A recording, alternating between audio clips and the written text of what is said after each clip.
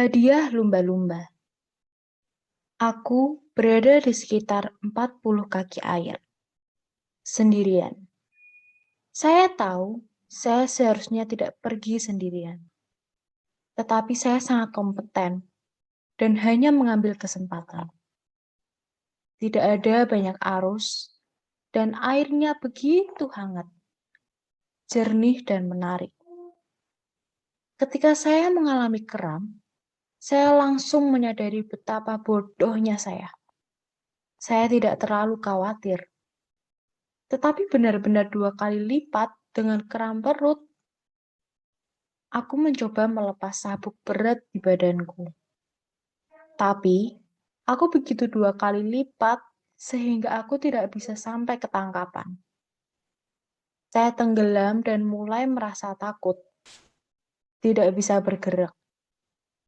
Saya bisa melihat jam tangan saya dan tahu hanya ada sedikit lebih banyak waktu di tangki sebelum saya akan keluar dari udara.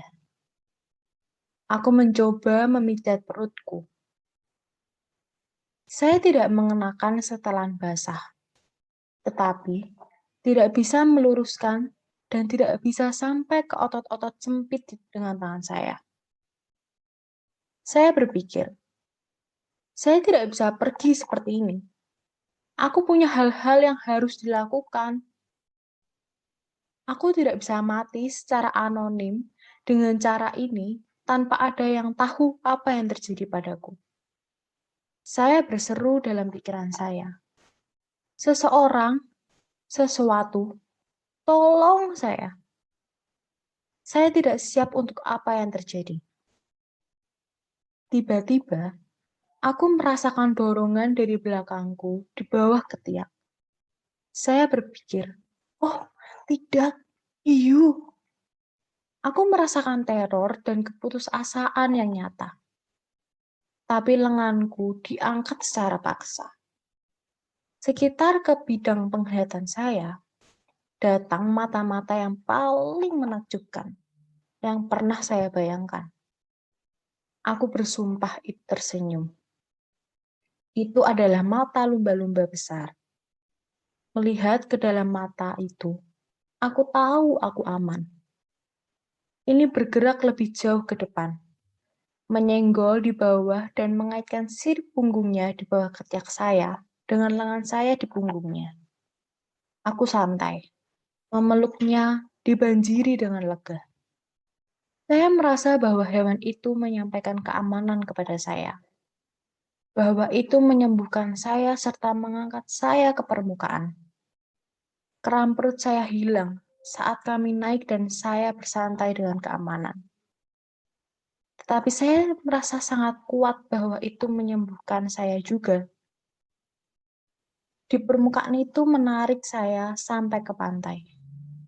Butuh saya ke dalam air begitu dangkal sehingga saya mulai khawatir bahwa itu mungkin terdampar. Dan saya mendorongnya kembali sedikit. Lebih dalam, di mana ia menunggu. Mengawasi saya. Saya kira untuk melihat apakah saya baik-baik saja.